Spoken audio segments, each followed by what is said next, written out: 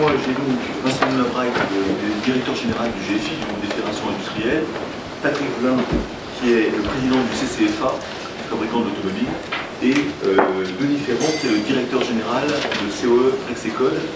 Et je vais lui passer tout de suite la parole pour qu'il nous parle des derniers chiffres de l'industrie française. Merci beaucoup Pierre. Bonjour à tous. Les derniers chiffres de l'industrie française. On peut peut-être les résumer en 5 traits qui malheureusement sont tous marqués de la même tonalité. Vous avez les diapositives générales de la présentation dans le dossier.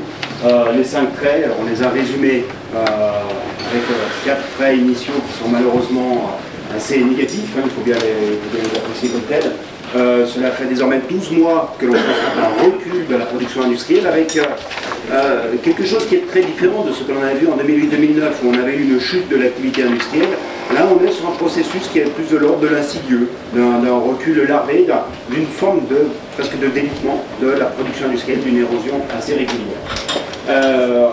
Pourquoi y a-t-il cette érosion? Eh bien, cela tient à l'affaiblissement de l'ensemble des moteurs de l'activité, qu'il s'agisse de moteurs internes, la consommation en produits industriels, comme l'investissement de produits industriels qui stagne, voire recule, et des exportations qui se sont désormais aplanies. Surtout, le point qui change par rapport à ce que l'on avait pu dire quand on s'était rencontré au mois de mars dernier, lors de la précédente conférence de presse du GFI, c'est qu'il y avait encore des anticipations d'investissement. En mars, il y avait une attente de progression de l'investissement de 6% en 2012 par rapport à 2011. Ces anticipations d'investissement ont été confirmées pour 2012, mais avec une dégradation franche des anticipations d'investissement pour le semestre en cours et probablement pour l'année 2013. Il y a eu un basculement des projets d'investissement au cours des 6 derniers mois de la part des chefs d'entreprise et également en association avec cette érosion des anticipations d'investissement, des perspectives d'embauche qui se sont effritées.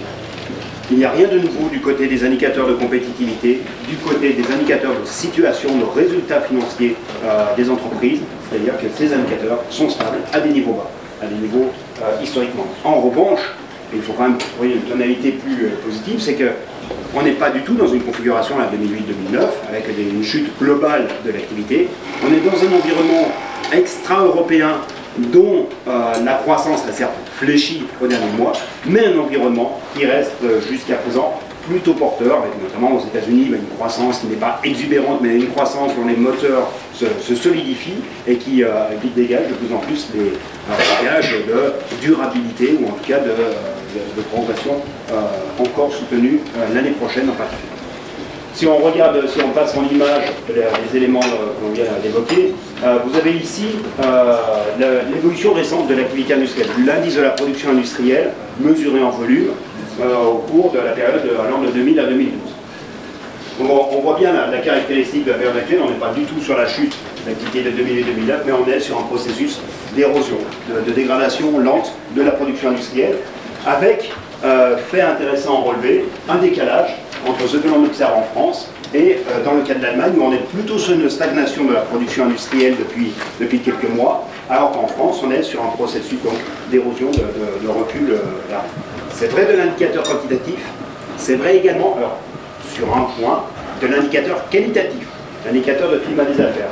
L'enquête qui est réalisée auprès des directeurs d'achat dans les activités industrielles, l'enquête réalisée en septembre a notamment été marquée par une forme de ciseau qui est intervenue, un climat des affaires qui en septembre s'est de nouveau dégradé dans le secteur industriel en France, alors qu'il y avait une amélioration légère, modeste, mais une amélioration qui s'observait en Allemagne. Gare à ce que le décrochage franco-allemand sur lequel nous avons déjà plusieurs fois communiqué, gare à ce que ce décrochage ne s'amplifie de nouveau au regard des évolutions récentes. En tout cas, c'est ce que nous sommes suggérés, ces évolutions récentes. Alors, qu'est-ce qui participe de l'évolution de l'activité industrielle? On va regarder en premier temps les postes de demande, la consommation des ménages, la consommation en produits manufacturés, un aplat depuis désormais près de 2 ans. Enfin, vous voyez, la variation sur un an de la production industrielle, c'est strictement 0. On aurait pu presque le calculer, si on l'avait calculé depuis début 2011, on serait sur un léger négatif. C'est vrai, donc cette stagnation est vraie pour la consommation, elle est vraie également pour l'investissement, ou l'investissement dont on voit bien la chute puis le rebond. Donc là, on est vraiment sur un indicateur de volume d'investissement en produits industriels. Ce n'est pas l'investissement fait par l'industrie, mais c'est l'investissement dans les produits industriels, l'investissement en machines, pour faire simple. On a eu le rebond après la récession de 2009-2010. Et puis là, on est en fait dans une phase d'hésitation depuis maintenant quelques trimestres, avec même un petit recul qui est intervenu. La dernière fois que l'on s'était vu, en mars, nous étions à ce niveau. Depuis 6 mois, on a eu des signaux un peu plus défavorables du côté de la trajectoire de l'investissement. Et du côté des exportations, bien là encore, un aplat qui s'observe depuis le début de l'année, des exportations qui progressent encore sur un an de 5,5%, mais quand on le regarde depuis le début de l'année, on est sur de la stagnation, voire sur un léger recul. Donc là, c'était les éléments de demande. Maintenant, quelles sont les anticipations, comment les chefs d'entreprise s'ajustent face à cette évolution de demande? Eh bien, le fait nouveau, il nous semble, c'est un peu cet élément que l'on évoquait, à savoir des anticipations qui sont moins allantes du côté de l'investissement, parce que cela ne pouvait être encore le cas au début de l'année. Ici, on nous a représenté sur ce graphique les évolutions d'investissement que programment d'effectuer les industriels pour le semestre à venir. Donc, en début d'année, donc premier semestre, vous aviez encore des anticipations de progression de l'investissement qui étaient évoquées par les industriels. La dernière enquête a été réalisée au mois de juillet. Elle a été diffusée au début septembre, et elle a montré une franche dégradation des anticipations de l'investissement. Pour le second semestre, ce que nous déclarent anticiper les industriels en termes d'évolution de leur investissement, ce n'est plus une progression comme ils l'évoquaient au début d'année, mais c'est désormais une contraction des dépenses d'investissement industriel qu'ils déclarent anticiper. On n'a pas encore d'anticipation d'évolution de l'investissement sur 2013. Mais si ces deux courbes se prolongent, il ne faut pas être en clair pour imaginer que cette anticipation sera négative. On la connaîtra autour du 15 novembre. Donc ça, c'est l'évolution de l'offre en termes de capital. Maintenant, l'évolution de l'offre en termes de travail mobilisé. On avait, sur la période récente, on avait eu en 2010 et encore en 2011 des anticipations d'évolution des effectifs plus favorables, des effectifs industriels. Et on a même eu transitoirement en 2010 et 2011 une progression des effectifs industriels. Il n'y a pas d'inexorabilité dans le recul de l'emploi industriel. On l'a bien vu en 2010-2011 où on a eu assez rapidement, quand bien même il n'y avait pas un redémarrage fort de l'activité, on a eu des progressions d'emploi. Ici, l'emploi que l'on mesure, c'est un emploi direct et un emploi intérimaire. Ce que l'on constate depuis quelques mois, c'est à la fois une petite dégradation des anticipations d'évolution des effectifs, mais également la confirmation par l'indicateur quantitatif des effectifs qui reculent quand on les prend sous l'aspect combinaison emploi direct et emploi intérimaire. Sur les conditions de l'emploi, c'est pour mémoire, ce tableau, nous vous le projetons depuis quelques temps déjà. Où en est-on aujourd'hui en termes de position de coût du travail en France relativement aux autres pays? Alors ici, c'est pour l'ensemble de l'industrie manufacturière. Eh bien, en France, le coût du travail, le coût de l'heure de travail pour les entreprises de plus de 10 salariés est de 36,8 € au deuxième trimestre 2012, contre 36,2 en Allemagne, 30,3 en zone euro. La photographie, le film, vous le connaissez, on l'a déjà développé plusieurs fois ensemble. On avait à peu près 4 € d'écart en termes de coût salarial horaire entre la France et l'Allemagne en 2000. Donc on est désormais avec un coût salarial en France supérieur à celui que l'on observe en Allemagne. C'est un élément qui participe de l'évolution de la compétitivité. Alors la compétitivité, pourquoi revenir sur cet aspect? Tout d'abord, pourquoi la compétitivité est-elle aussi importante? À des moments, il faut aussi se reposer cette question. Je pense que la réponse tient en un seul graphique. Voilà où sont les gisements de croissance. Qu'est-ce que l'on a observé au cours des 10 dernières années? Ici, c'est un graphique qui représente la provenance géographique, entre guillemets, de la croissance mondiale. Où se fait la croissance mondiale? Dans les années 90, prenons les économies émergentes, elles représentaient, en gros, vous aviez environ un tiers de la croissance provenait des économies émergentes. Les années 2000, l'histoire des années 2000, c'est l'histoire de la progression de la part des économies émergentes dans la croissance mondiale. Cette part est progressivement passée à 80 points. Elle a atteint quasiment 90%, mais dans une période de très faible croissance, ça compte pas forcément. Retenons plutôt que cette croissance, cette part des économies émergentes dans la croissance mondiale, qui était de 1/3 dans les années 90, sera probablement des 2/3 et même un peu plus dans les années 2010. Donc, un des problèmes que l'on a connu fondamentalement en France, c'est qu'on a été absent sur le terrain de la compétitivité, alors même que cet enjeu-là prenait une consistance énorme au regard du déplacement de la croissance mondiale. Donc on a raté un peu le coche. Aujourd'hui, c'est ce coche-là qui est à rattraper. Alors où est-ce que l'on en est sur ce coche? Bon, pas beaucoup d'indications jusqu'à présent favorables du point de vue de l'évolution de la compétitivité. Vous avez ici un graphique que vous projette régulièrement, la part des exportations françaises dans les exportations de la zone euro. Voilà, on connaît la pente. Pour l'instant, il n'y a pas de nouveau décrochage, c'est une stabilisation dans la médiocrité. Malheureusement, c'est ne peux pas le qualifier autrement. La part des exportations françaises, 12,6% des exportations de la zone euro, 16,8% en 1998. C'est donc 140 milliards d'euros de chiffre d'affaires à l'exportation qui manque sur les seuls marchandises. La conséquence de cette érosion de la compétitivité, on la connaît, se voit sur les marges, parce que pour essayer de préserver les parts de marché, il y a eu, alors même qu'il y avait eu une augmentation de coûts plus importante en France qu'en zone euro et qu'en Allemagne en particulier, il y a eu un effet de maîtrise, de compression des marges importante qui s'observe sur la masse de l'excédent brut d'exploitation que dégage l'industrie pour l'activité sur le territoire. Vous avez un excédent brut d'exploitation qui est de 39 milliards d'euros en rythme annualisé au printemps 2012.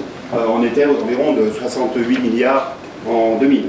On était encore aux environs de 60 milliards en 2007.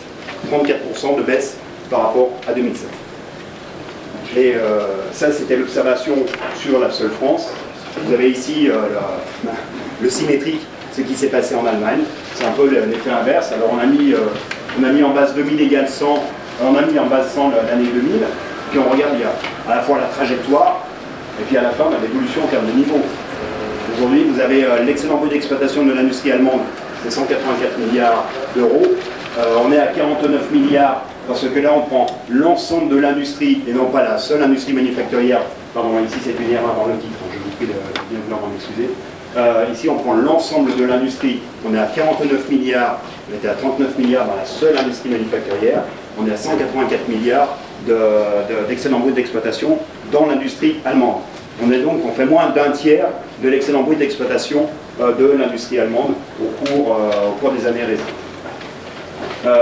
Quant à la mobilisation sur l'évolution du crédit, comment substituer, comment peut-on remplacer un financement d'investissement qui vient de moins en moins de l'excédent brut d'exploitation, le recours au crédit, mais celui-ci, on voit qu'il n'a pas progressé sur la période récente, on a même eu une petite contraction du crédit mobilisé auprès des banques. Donc si on résume ces observations, vous avez bien compris que la tonalité n'est malheureusement pas extraordinaire, le temps est au diapason, on va dire. Donc on est d'une stagnation de l'activité vers une récession de l'économie, ou une quasi-récession, et dans le cas de l'industrie, c'est une véritable contraction de l'activité industrielle qui s'opère, et ce, depuis 12 mois, en raison de moteurs internes qui sont désormais à l'arrêt et d'exportations qui stagnent. Le point préoccupant, c'est comment, aujourd'hui, peut-on faire en sorte que les anticipations qui se sont dégradées au cours des derniers mois retrouvent un versant un peu plus positif, on retrouve des anticipations d'investissement qui soient plus favorables. Il nous semble que ça passera par une restauration des conditions de la compétitivité. C'est d'autant plus vrai que la demande mondiale est plutôt là et qu'en réalité, cette demande mondiale n'est pas dans notre environnement immédiatement européen, mais il faut de plus en plus aller la chercher dans l'extra-européen. Merci beaucoup. Denis. On prendra peut-être les questions après les interventions. Je vais donc vous parler plus précisément maintenant du GFI, du groupe des fédérations industrielles.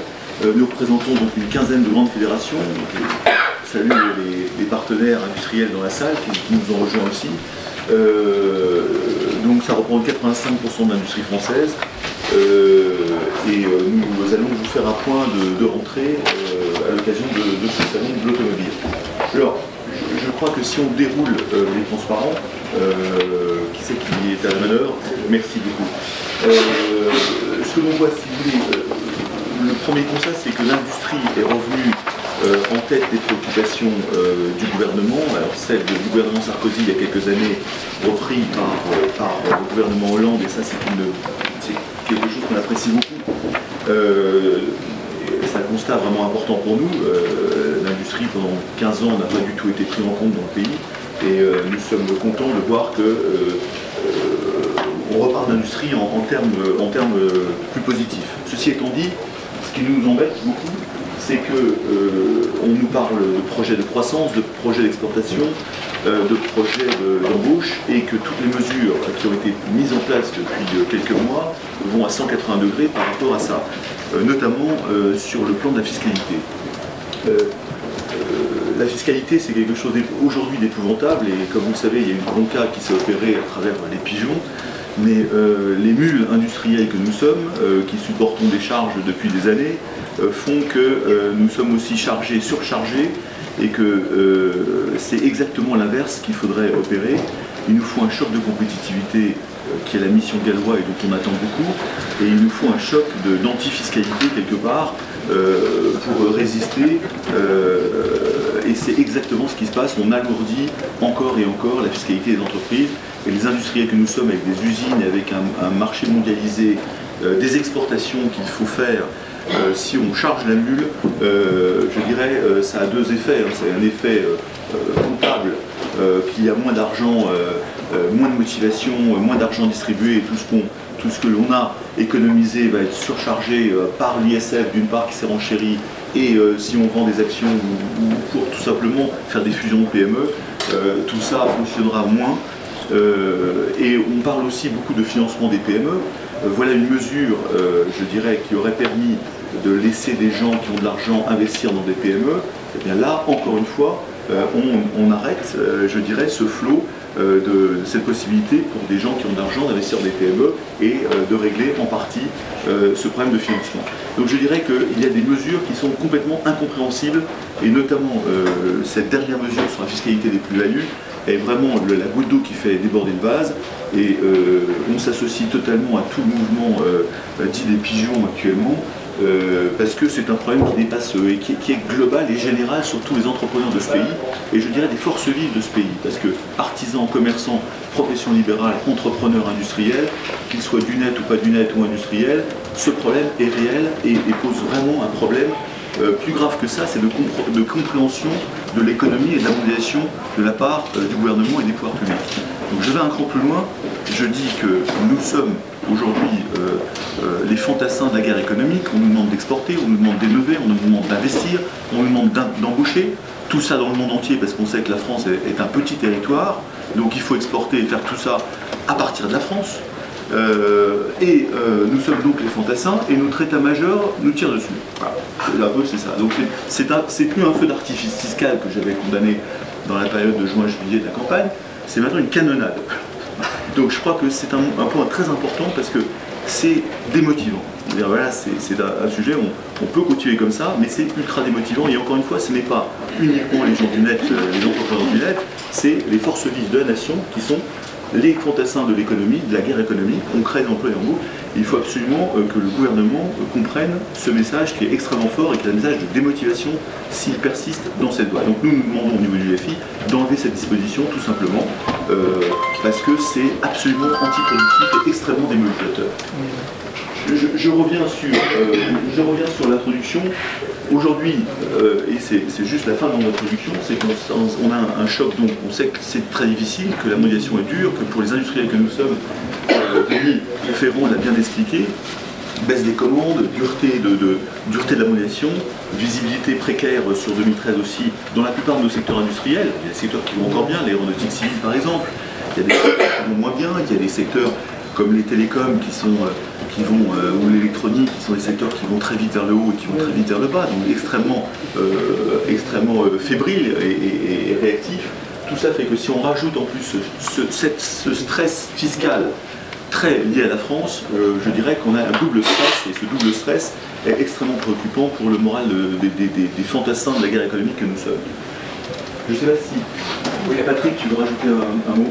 En contrepoint, là, sur l'industrie automobile, bon, l'industrie s'associe évidemment aux remarques générales de Pierre, mais puisqu'on est sur le mondial, d'ailleurs c'est quand même la fête de l'automobile, donc j'encourage, si vous ne l'avez pas encore fait, à faire un petit tour sur les stands aujourd'hui, d'une part, et puis à consulter sur le site du CCFA, les comptes rendus des réunions qui ont eu lieu, des ateliers du mondial. On a 20 colloques étalés sur 15 jours, il en reste quoi, 15, quelque chose comme ça, sur des sujets qui vous intéressent, dont 2 d'ailleurs ont déjà eu lieu sur la compétitivité, et la compétitivité d'innovation et compétitivité de coût. Alors juste un petit commentaire au niveau automobile, à propos du plan automobile, parce que c'est quand même le sujet. Donc c'est une bonne initiative, hein, tout le monde l'a dit, mais ça ne résout pas le problème de fond. Et là on revient à la compétitivité coût. Et là pour faire court, j'ai envie de citer Carlos Ghosn par exemple, hein, Philippe Aral l'a dit aussi avec ses mots, et Carlos Ghosn était fort, c'est pour ça que je vais le dire. L'amélioration de la compétitivité de la France est un sujet de survie. Survie, c'est fort. Aucun constructeur n'échappera au renforcement de sa compétitivité dans son pays d'origine.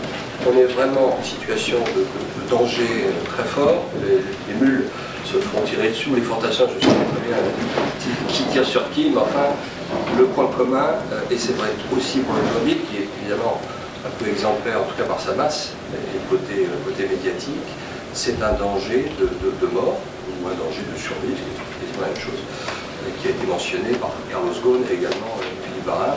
On en est là. Merci Patrick. Alors, sur les chantiers majeurs que nous avons dans le collimateur et qui sont extrêmement importants pour les industriels que nous sommes. La mission galloise sur le choc de compétitivité, il y a urgence. C'est-à-dire que la compétitivité des coûts, c'est la baisse du coût du travail. Ce sera un symbole très fort de donner aux entrepreneurs de ce pays, encore une fois industriels et les autres entrepreneurs, qu'on a pris en compte ce problème de coût du travail, et ça fera longtemps que l'on le demande. Donc je dirais, là, la France a presque rendez-vous avec son histoire sur ce choc de compétitivité, puisqu'il y a urgence, et la deuxième négociation, qui est la négociation interprofessionnelle sur la flexi-sécurité, autrement baptisée sécurisation des parcours professionnels. Donc là, je dirais que si, en effet, on arrive à régler dans les 3-4 prochains mois ces deux sujets-là, on sera rassuré, parce que là, on aura, je dirais, sans doute tous ensemble, et le pays sortira grandi et plus compétitif et permettant d'aller à la guerre économique mondiale dans des meilleures conditions. Restera ce point de la fiscalité, restera 2 points, un point de fiscalité et un point de la confiance générale et des pouvoirs publics.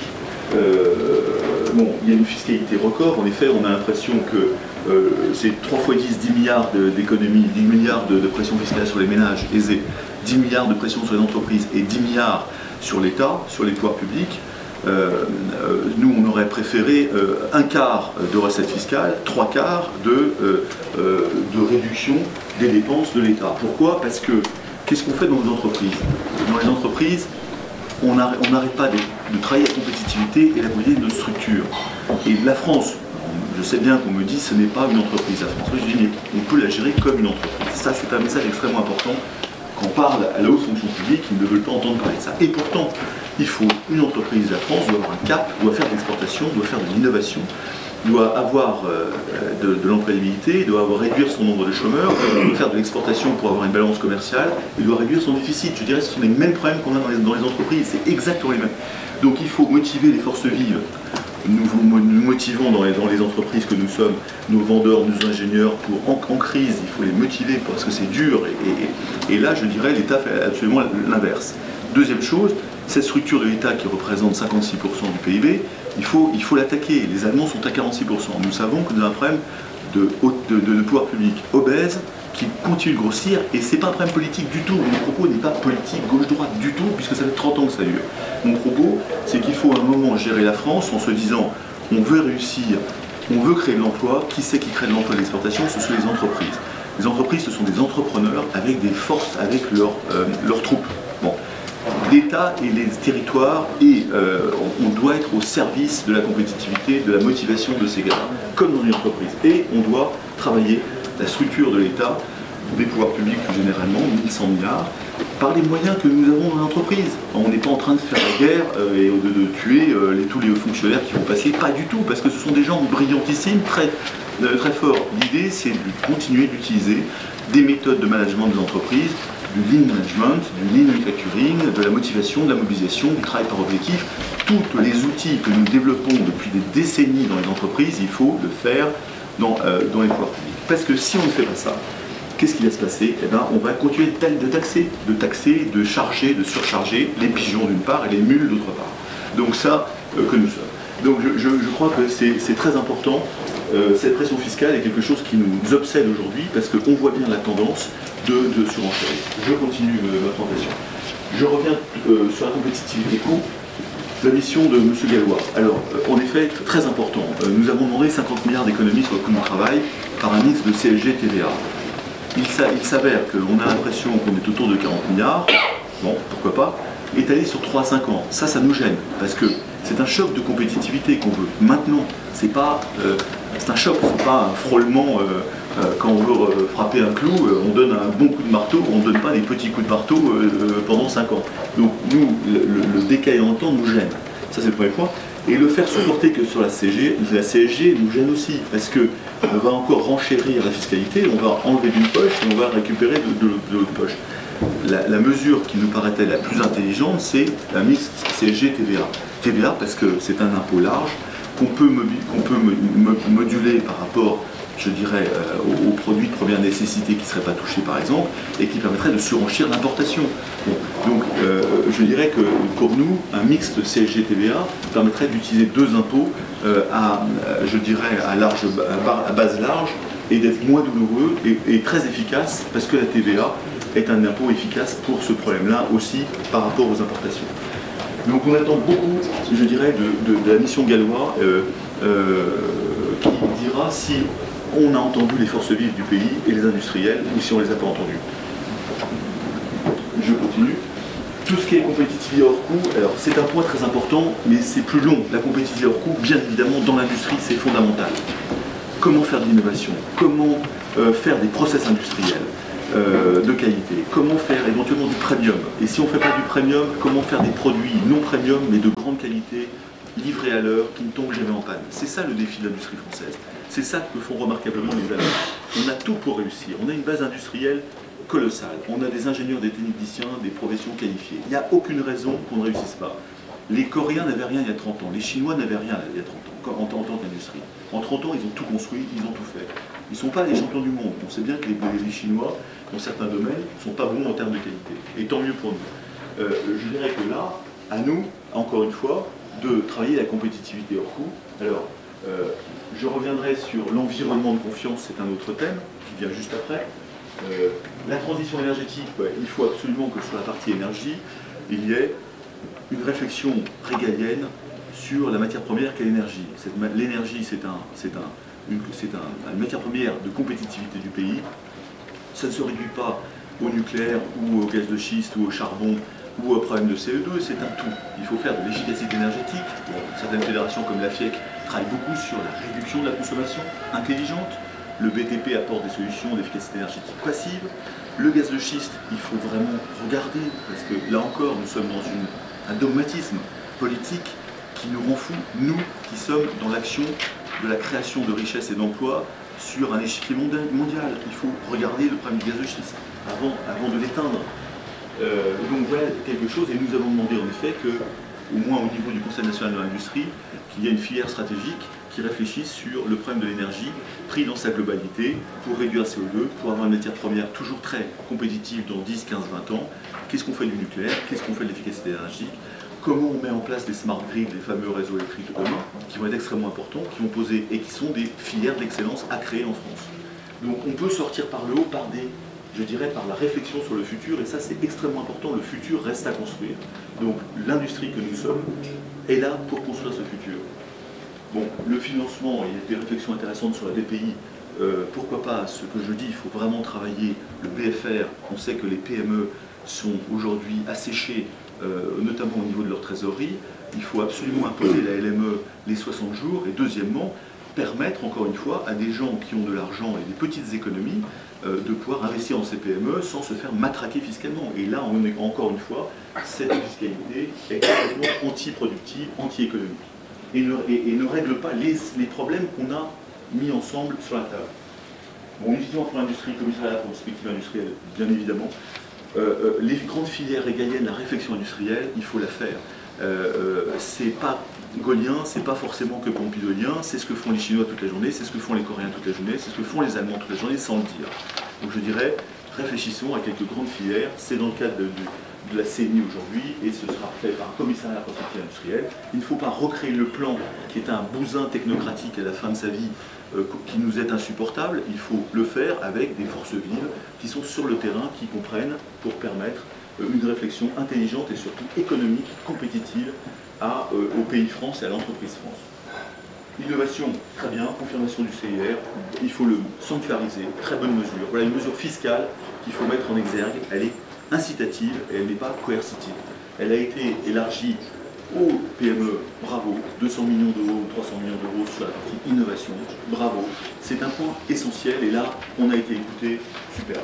Export, pour rien à dire, il faut travailler sur l'exportation, ça passe par la compétitivité, ça passe par le choc, par le coût du travail, et ça passe par la simplification de nos dispositifs. Il faut mettre un environnement réglementaire simple. C'est le premier point de mon exposé. On demande au pouvoir public, aux fonctionnaires qui nous gouvernent, aux élites qui nous gouvernent. On sait que vous savez gérer la complexité, nous on ne sait pas. Mais s'il vous plaît, simplifier la complexité. Je cite souvent l'iPhone ou les smartphones. Le génie de Steve Jobs a été de simplifier la complexité. Quand un gamin de 5 ans peut utiliser un iPhone, c'est remarquable. C'est un monstre de complexité qu'on ne voit pas. S'il vous plaît, messieurs les élites françaises, vous qui êtes extrêmement intelligents et bravo, on vous a, simplifiez-nous la vie, réduisez le code du travail. On n'en peut plus avec 100 pages de plus sur 3200 pages. Simplifiez-nous l'environnement, simplifiez-nous la fiscalité. Je crois que ça c'est très important parce qu'on voit un plat de nouilles, un plat de spaghettis qui est en train de grossir autour de nous et le pauvre gars qui veut créer sa boîte ou une PME ou un artisan se retrouve dans un environnement juridique réglementaire qui est épouvantable aujourd'hui. Simplification, il faut stabiliser l'environnement. Il faut arrêter le feu d'artifice qui devient une canonnade maintenant. Arrêtons ça, il faut de la sérénité sur la stabilisation. Sérénité fiscale, j'en ai beaucoup parlé, c'est essentiel. Et je vais revenir sur la deuxième négociation. Je ne sais pas, Patrick, si tu veux rajouter 2 points. Oui, peut-être en contrepoint non exhaustif de tous les points. Sur l'innovation, 2 remarques. Pour l'automobile, je suis là pour illustrer au fond pour l'automobile. On parle, ou certains parlent de la montée en gamme, à l'allemande, des grandes berlines, etc. Bon. L'innovation, c'est pas ça, c'est pas nécessairement ça. Le marché allemand de haut de gamme, vous savez qu'il fait 6 fois la taille du marché français de haut de gamme. Donc, par ailleurs, les Allemands sont assez présents. Donc la solution pour les constructeurs français, c'est la montée en innovation, c'est la montée en valeur ajoutée dans le marché qui est quand même le français, qui n'est pas le marché allemand. C'est donc la montée gamme, on va rajouter au sein de chaque segment.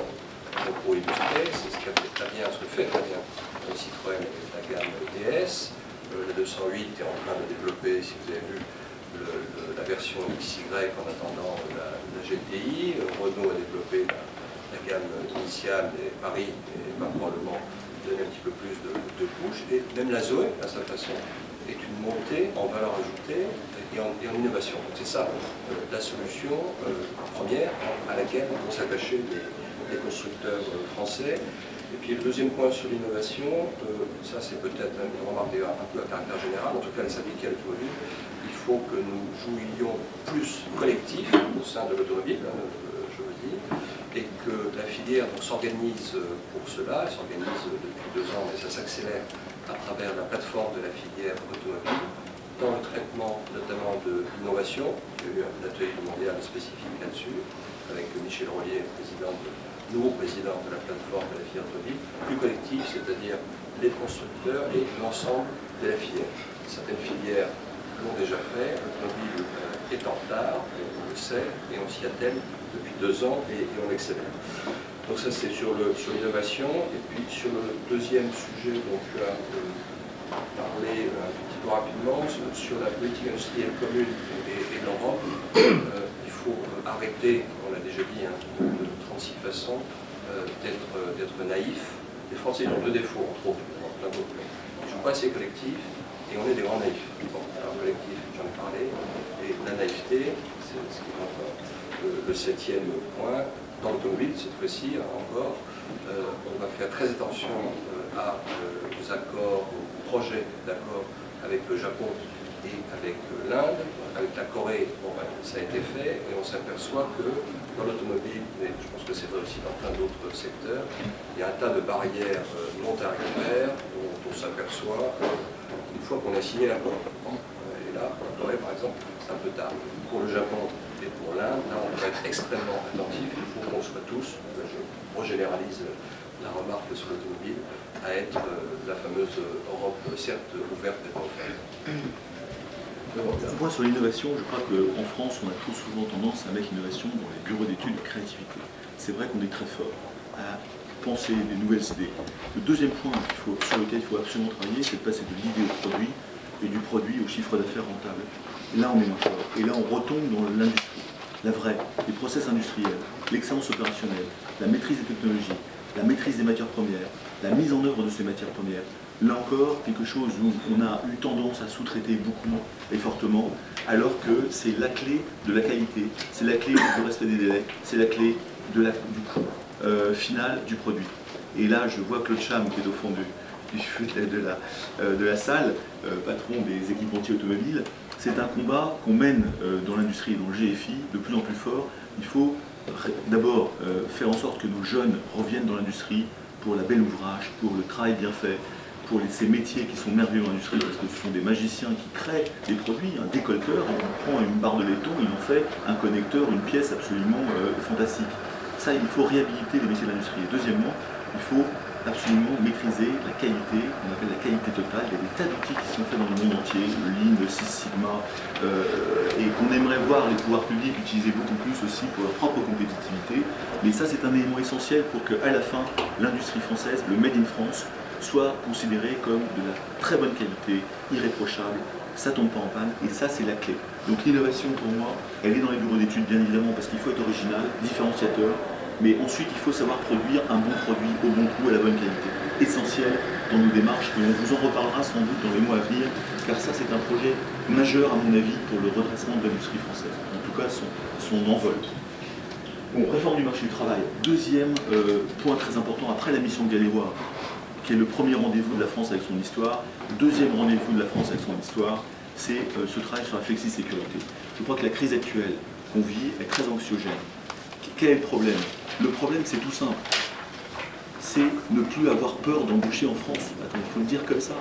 On a peur d'embaucher en France. Vous posez la question à un entrepreneur, un industriel qui a des usines. Bon, moi, alors, j'ai peur d'embaucher en France, je le dis. Pourquoi? Parce que mes marchés, ils vont bien actuellement, l'aéronautique, machin, le spatial. On me demande d'embaucher des dizaines de gars dans le spatial, qui marchent bien. Si j'embauche 50 gars aujourd'hui, qu'est-ce que je fais dans 2 ans si le marché mondial, parce que je suis très exportateur, tombe? Eh bien, je suis embêté. Alors, chômage partiel, c'est ce sont des crises de 6-9 mois, il est fondamental de mettre des outils permettant de faire des chômages partiels, etc., qui permettent de passer des crises comme les Allemands l'ont très très bien fait il y a quelques années. Et si c'est un marché qui s'écroule, comme on le sait dans l'industrie, il faut savoir que nous sommes entre 2 tapis roulants. Le tapis roulant des clients et des marchés qui évolue toute la journée, et le client et en aval, et en amont le tapis roulant des technos et de la science qui évolue toute la journée. Si on met une rigidité énorme entre ces 2 tapis roulants que nous sommes, ça ne marche pas et on aura peur d'embaucher. Je crois que c'est pédagogique ce que je dis là, c'est très important. Alors quand je dis ça comme ça brutalement, la réflexion qu'on me dit, vous voulez tout nous licencier, monsieur? Non, on ne veut pas licencier les salariés. Pourquoi? Parce que d'abord, un régleur, c'est 5 ans de travail de formation. Quand vous embauchez un décolleteur de sortie d'école, 5 ans pour le former. On n'a pas envie, dans l'industrie, de licencier nos gars qu'on a formés. C'est un atout, c'est un investissement. Donc on va tout faire pour les protéger lorsqu'il y a des crises ou des crisettes, comme je dis, de 3 mois, 6 mois, 9 mois. tout faire, et là le chômage partiel intelligent doit nous permettre de le faire. Intelligent parce qu'il faut le mettre en œuvre rapidement, etc. etc. Deuxièmement, c'est le problème de l'employabilité. Si on a vraiment un problème, en effet, où on est obligé de restructurer, de s'adapter, de restructurer, nos gars qu'on a formés, il faut qu'ils retrouvent du boulot très très vite. Et ça, c'est l'employabilité, c'est-à-dire faire tout pour que on adapte les gens, on les forme tout au long de leur vie, et leur dire, vous aurez peut-être 5 ou 10 employeurs différents. Mais par contre, vous ne resterez pas 3 ans au chômage, parce que ça, c'est insupportable pour nous, patrons, pour vous, et pour l'État. C'est insupportable. Donc le chômage longue durée est insupportable. Donc le travail, c'est surtout que l'entrepreneur et les forces vives puissent ne plus avoir peur d'embaucher en France, par des mesures qui permettent de dire, si j'ai un gros problème de marché qui s'effondre, parce que les marchés sont comme ça, ils se font, ils se défont, il faut s'adapter en permanence, eh bien on pourra réutiliser nos hommes et nos femmes, les reformer sur d'autres technos, et si on ne peut pas les reformer chez nous, eh ben, qu'ils puissent l'utiliser dans d'autres secteurs.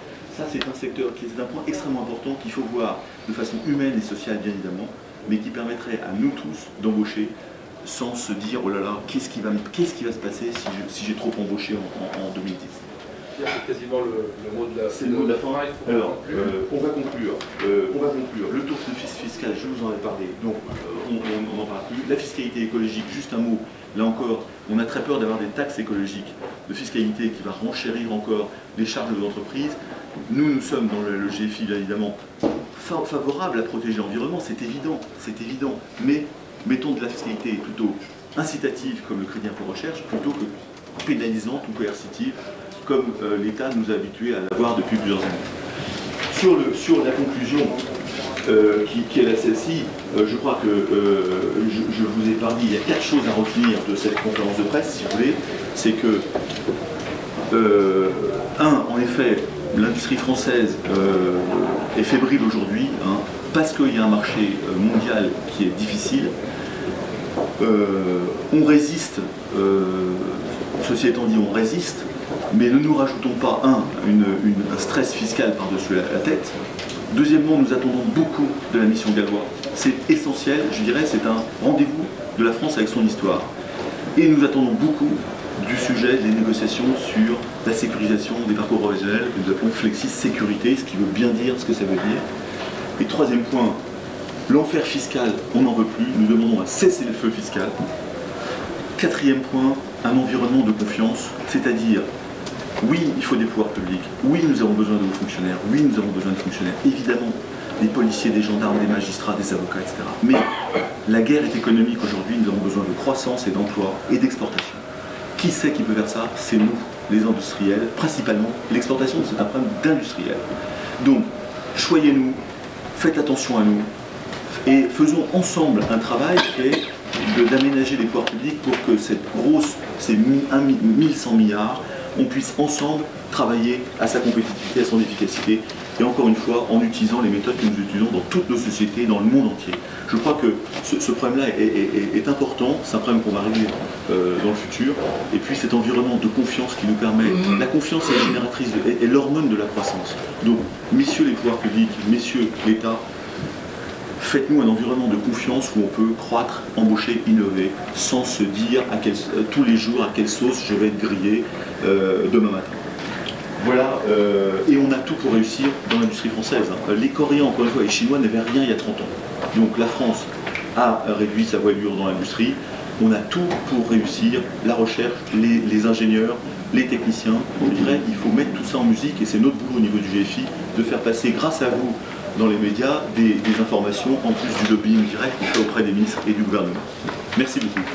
Alors justement, Pierre, on va peut-être passer aux questions avec Patrick, Zuni et Pierre Gattaz. Qui veut poser la première question? Oui. Bonjour, Thomas de Reuters. Le ministre des Finances ce matin a annoncé qu'il était prêt à revoir éventuellement les propositions sur les plus-values. Donc je voulais savoir quelle est votre réaction. Est-ce que tout ça c'est de l'improvisation après quelques jours de... Ce serait un grand signe d'intelligence, un grand signe de pragmatisme économique de le faire. Moi j'applaudis demain s'ils le font. C'est très encourageant s'ils le font, ça veut dire qu'on comprend que les entrepreneurs, et encore une fois élargi aux forces vives de la nation, parce que nous sommes tous concernés, avec les troupes que nous sommes, parce que il y a un message, les cadres et les salariés sont concernés par ce problème-là. C'est un grand signe d'intelligence jusqu'au bout de dire on arrête cette mesure qui est contre-productive et ultra démotivante dans une ambiance de guerre économique mondiale. Autre question? Oui, Alain Guillemol, la Croix. Je voulais savoir comment vous arrivez au chiffre de 50 milliards d'allègement sur le coût du travail. Enfin, pourquoi 50 et pas 40, et pas 35, et pas 55? Écoutez, il y avait alors on a travaillé beaucoup avec l'UMM, les experts de l'UMM et le MEDEF sur ces sujets-là, plus quelques cabinets bien sûr de conseil. Code a participé aux travaux, de toute façon à ce qu'on ne dise pas de bêtises. On avait 3 scénarios, 30 milliards, 60 milliards et 90 milliards. On est arrivé, nous, si vous voulez, à la conclusion au niveau du GFI, il fallait un seul chiffre, on est arrivé sur 50 milliards, qui devait représenter une baisse du coût du travail de l'ordre de 7 à 8% au global, sur un masse salariale. Et on s'est dit, par rapport à la tendance qui a été une dérive depuis 10 ans, nous étions plus compétitifs de 15% les 10 ans par rapport aux agents. On les a non seulement rattrapés, mais on est en train de les dépasser. Et avec une tendance qui est continue. Donc si on voit un choc de compétitivité, notamment par rapport à l'Europe, par rapport à la moyenne européenne que Denis vous a montré tout à l'heure, il nous paraissait clair que 7%, je dirais, de baisse du coût du travail nous paraissait un chiffre intéressant. C'est pour ça qu'on est resté sur 50 milliards au niveau du GFI. Alors Louis Gallois a parlé de 30 à 50 à Aix en juillet. 40, on se rapproche, je dirais, de l'objectif. Alors après, en effet, il y a deux problèmes. C'est le 40 en 50, ça nous embête. Et le 40 uniquement sur la CSG, ça nous embête aussi. Autre question? Je voudrais simplement vous demander une petite réaction à un élément d'actualité. Donc en Lorraine, ArcelorMittal a déclaré qu'il ne pérenniserait pas finalement les hauts fourneaux de Florange. Est-ce que vous considérez qu'il s'agit là d'une branche industrielle qui effectivement constitue un canard boiteux en grande difficulté et qu'il est très difficile, même un gouvernement volontaire, d'apporter un soutien, premier point. Et deuxième point, dans ces conditions, est-ce que le volontarisme économique que le gouvernement affiche risque de trouver là ses limites Alors, c'est une question pas forcément très simple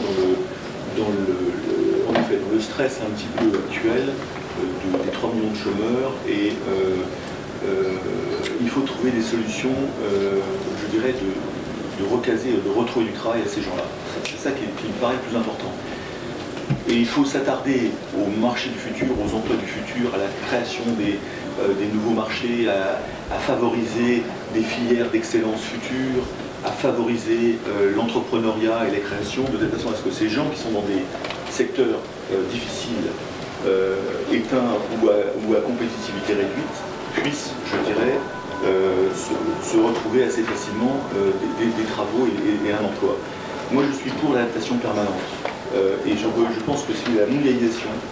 Si on joue la mondialisation, on ne peut pas faire autrement que de s'adapter de façon permanente.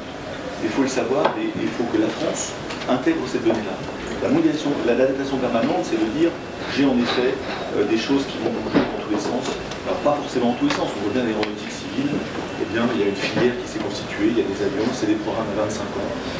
Et puis par ailleurs, vous avez dans les semi-conducteurs ou l'électronique ou les télécoms, des choses qui vont à une vitesse folle. Je dirais il y a presque deux activités, deux filières qui sont à l'opposé par rapport à cette visibilité. Et je crois que si vous voulez en France, il faut qu'on soit capable de pouvoir en effet régler ces problèmes ponctuels d'adaptation, mais qui sont fondamentaux et qu'il faut régler socialement, humainement et faire tout pour que ces gens-là ne soient pas au chômage. Et deuxièmement, réfléchir à l'adaptation permanente de nos usines dans un monde mondialisé avec de nouvelles filières et à faire que tout ça soit beaucoup plus fluide. Donc en tant qu'industriel, vous dites effectivement qu'il n'y a pas de place qu'il n'y a plus de place pour ces hauts fourneaux-là. Je mettrai un joker parce que je ne connais pas en profondeur ce métier de la sidérurgie, donc je m'abstiendrai.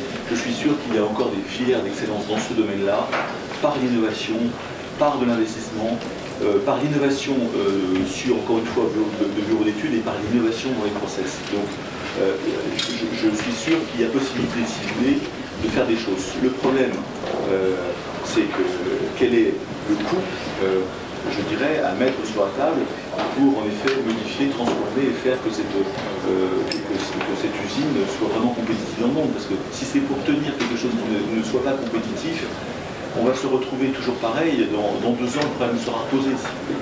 Donc si c'est pour juste prolonger le trait et gagner 2 ans, ou enfin perdre 2 ans, ça ne sert à rien. Je ne sais pas si Patrick, tu as des choses à rajouter par rapport à cette question. Oui, je crois que de façon générale, le volontarisme économique, ça n'est pas sauver le passé, c'est préparer l'avenir. C'est un petit peu ce que Pierre vient de dire. C'est vrai pour Laurent, c'est vrai pour Aulnay, c'est vrai pour X cas qui font partie de la vie industrielle. C'est comme ça, tout le temps.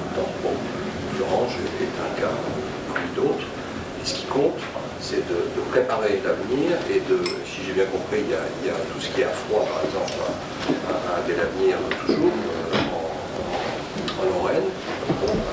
Bon, il faut piloter là-dessus et préparer ou continuer à travailler sur des solutions technologiques nombreuses dans ce domaine.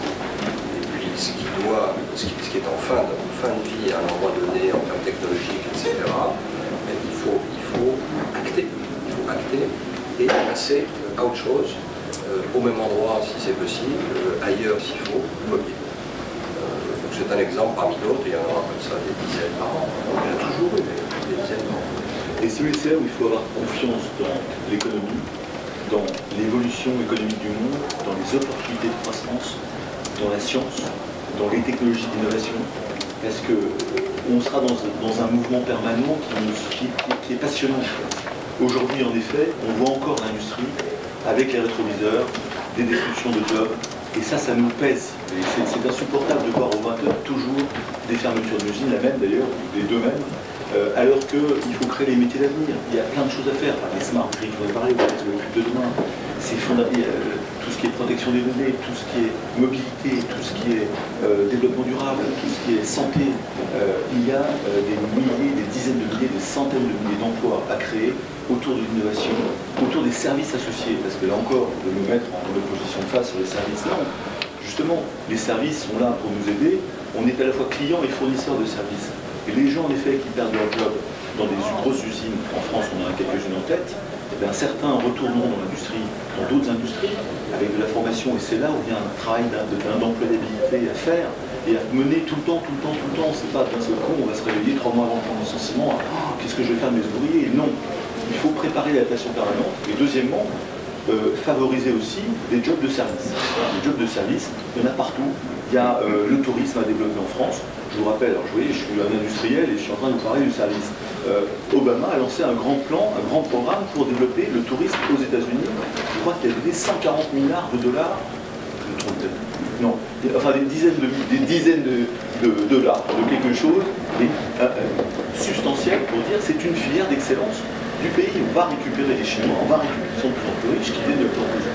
Voilà, c'est comme ça qu'il faut voir la vie. C'est-à-dire, en fait, nous, on peut créer de l'emploi en France, dans l'industrie, l'innovation, la compétitivité, c'est fondamental, les métiers d'avenir, les métiers du futur, les technologies, le design, l'utilisation du numérique, et deuxièmement, dans tous les services, le luxe, le tourisme, le vin, les services de proximité, ce sont peut-être dans les services, la différence entre industrie, c'est que les emplois de service sont un peu plus statiques. Vous ne créez pas d'innovation. Par contre, dans les problèmes de réadaptation d'emploi, c'est un passage qui peut être tout à fait intéressant pour récupérer des gens qui sont pendant 1 an, 2 ans, 3 ans au chômage avant de réintégrer des emplois plus stratégiques dans l'industrie. Pourquoi stratégique dans l'industrie? Parce qu'on crée de l'innovation, on crée de la valeur ajoutée et de l'exportation. Ce qui n'est pas forcément le cas dans les services, notamment de proximité. Oui, François de Beaupré, Bloomberg. Je voulais revenir sur l'investissement et je voulais savoir si vous aviez vu, depuis l'élection présidentielle, voire un peu avant, des reports de projets d'investissement, ou est-ce que vous voyez effectivement cette chute de l'investissement due à l'inquiétude sur les projets fiscaux? Le premier déclencheur, c'est les communs. Un industriel, c'est pas politique. Un entrepreneur, la démocratie, c'est gauche, droite, on s'en fout. Voilà, ça commence comme ça. On sait qu'il y a de l'alternance, on sait qu'il y a de la démocratie, et bravo. Bon, le problème qu'on a, c'est que depuis le printemps, il y a une inflexion économique qui a très bien célébré de nous. Finalement, l'Europe qui va pas bien, la crise de la dette par raisonnement en Europe, la Chine qui ralentit à cause de l'Europe, les Américains qui se débrouillent, qui se dépatouillent. Ils se dépatouillent pas mal grâce au gaz de schiste, je ne sais pas si vous connaissez sans doute l'histoire, ils ont réussi à faire un choc de compétitivité grâce à l'énergie. Les Allemands ont fait un choc de compétitivité avec Schröder dans les années 2004-2005, loi Hartz. On attend ce choc de compétitivité, c'est fondamental, et ce choc de flexisécurité. Je reviens à votre question. Le problème qu'on a depuis, c'est ce que j'ai dit, c'est que si vous voulez, cette pression fiscale, tout azimut, complètement anti-cohérence, anti-pragmatisme économique, qui est parfois un peu dogmatique, c'est ça que je voudrais souligner, c'est arrêtons le dogmatisme, faisons du pragmatisme économique. Ne tirons pas sur les fantassins sur le front. Fait que les gens se disent non seulement l'environnement est austère économiquement, mais en plus je vais me faire pleurer. Donc j'attends, je regarde la PLF 2013 et j'ai plein d'exemples de gens qui m'en parlent en disant, mais même de façon particulière, des gens qui avaient des travaux à faire chez eux, ils ne les font pas. Ils attendent, ils se disent à quelle sauce on va le cuire. Donc si vous voulez, cet attentisme sur le PLF 2013 et l'information très dangereuse, anxiogène qui a été donnée depuis quelques jours, là rajoute une couche, un coup de frein. La France est une sorte de Ferrari industrielle. On a tout ce qu'il faut pour la faire fonctionner correctement. On a les deux pieds sur le frein aujourd'hui. On a un pied sur le frein parce qu'on a un peu le stress macroéconomique, mais ça c'est notre boulot à surmonter. Et si en plus on rajoute cette couche-là, eh ben, je dirais que vous avez deux pieds sur le frein. Et ça c'est pas bon du tout. Donc en effet, pour répondre à votre question, deux stress qui viennent freiner l'investissement, il y a un attentisme qui s'opère. Et c'est ça qui est pas bon. C'est ça qui est pas bon.